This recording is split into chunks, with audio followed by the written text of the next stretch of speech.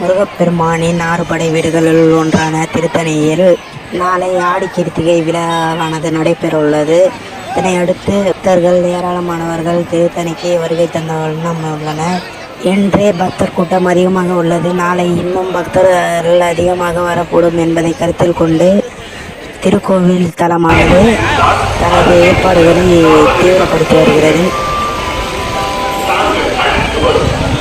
குழந்தைகளை